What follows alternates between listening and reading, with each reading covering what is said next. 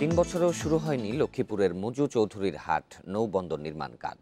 এখনো ভূমি জরিপের কাজই শুরু করতে পারেনি কাজের দায়িত্ব পাওয়া চাঁদপুর বিআইডব্লিউটিএ। তারা বলছে ঘাট ব্যবস্থাপনার দায়িত্বে থাকা বিভাগীয় প্রশাসনের সাথে সমন্বয় হচ্ছে না, দেখা দিচ্ছে নানা আইনগত জটিলতা। জেলা প্রশাসক বলছেন ভূমি অধিগ্রহণের কাজ শুরু হয়েছে, বাকি কাজও দ্রুত শুরু হবে। লক্ষ্মীপুর থেকে বরিশাল, চট্টগ্রাম ও খুলনা বিভাগের ২১ জেলার যোগাযোগ সহজ করতে ২০১৭ সালে মজু চৌধুরীর হাটে নৌবন্দরের ভিত্তি স্থাপন হয়। ভূমি জরিপের দায়িত্ব দেওয়া হয় চাঁদপুর বিআইডব্লিউটিএকে। ৩ বছর পার হলেও কোনো কাজ শুরু করতে পারেনি তারা। নৌবন্দরের নির্মাণ কাজের অগ্রগতি না হয় হতাশ এলাকাবাসী।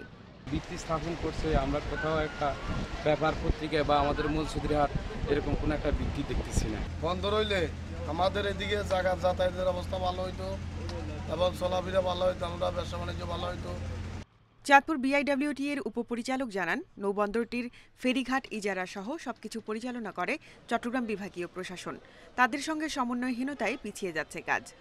এখন সাময়িকভাবে আমাদের একটা কর্তৃত্ব স্থাপিত হয়েছে, হ্যাঁ, তো এই বিষয়গুলো সম্পূর্ণ নিয়ন্ত্রণে না এনে এই কাজগুলো আসলে দেখা যায় যে এটা ইজারা দিচ্ছে বিভাগীয় কমিশনার মহোদয়, আর এখানকার ডেভেলপমেন্ট কার্যক্রম করছি আমরা, হ্যাঁ।